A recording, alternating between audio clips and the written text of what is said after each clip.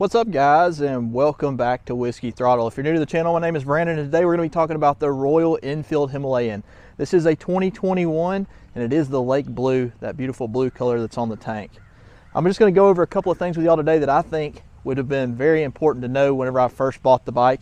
I've learned over probably the last week or so a few things that really stuck out to me that I think if I was in the market to buy this bike, I would like to know.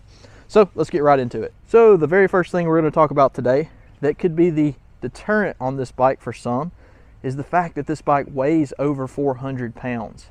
Now that sounds incredibly daunting, and I've got to be honest with you, it was daunting to me too at the same time whenever I was comparing it to some other bikes that are in the same class that were much lighter. Now here's the thing, the majority of the weight of this bike is in the bottom end of the motor, so it keeps it very centered and it keeps it to where the weight is not in the top end and it's not top heavy. So don't let the weight scare you. I was a little bit worried about it. I've had this thing on and off road and I've drove it for over 200 miles in the last week, and I am pleasantly surprised at how nimble it is and how the weight does not affect it at all. Now, you know, on the other side of that, I am 6 foot, 230 pounds, so I'm a larger guy, but I did let my dad drive it. He's 5'8", 160 pounds, and he didn't have any issues with it either. In fact, he was surprised to know that it weighed over 400 pounds as well.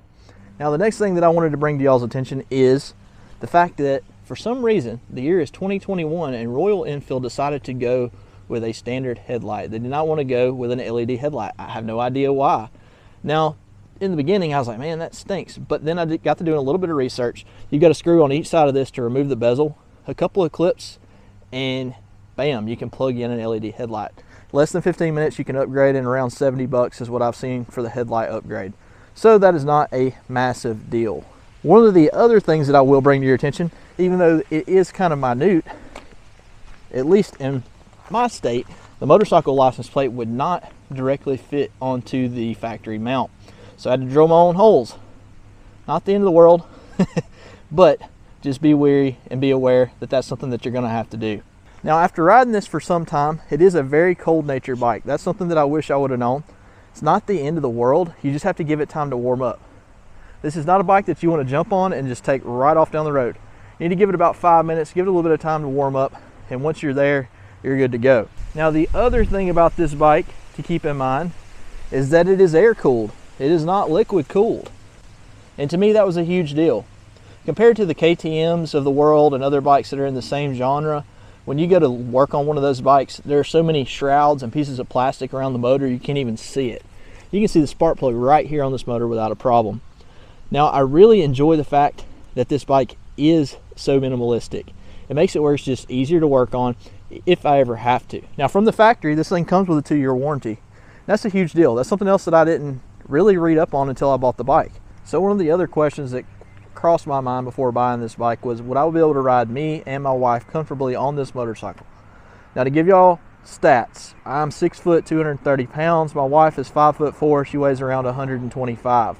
We can both ride on this bike without a problem. We can cruise at 65 and 75 miles an hour without any issues. It has the power for it, and it's dadgum comfortable.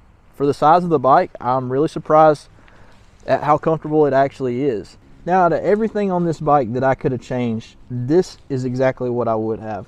This whole setup up here, your cluster, is a bit clumsy. You've got your selection and your mode center over here. The buttons seem to be a little bit iffy. Sometimes they work, sometimes they don't. There again, this bike was brand new when I bought it, and right out of the gate, I did not like it. I wish that they had done something different. Maybe they'll upgrade that in the coming years. But as of now, the speedometer works, the RPMs works, and the fuel gauge works. But everything else is a bit iffy. Now, would I buy this motorcycle again? Without a doubt, I would. I think it's a fantastic platform. I think the motor is bulletproof. I love the styling of it. Some people called it the ugly duckling, but to me, I love that it looks kind of like an old school bobber, cafe racer, scrambler style. I like that it looks old school. Some people may not, but to me, that's one of the selling points of the bike. Now, are there a few things that Royal Enfield could have done better? Absolutely. The brakes, the control module at the top, all of that fun stuff. Sorry guys, I've got hawks going nuts over there. I don't know what they're doing.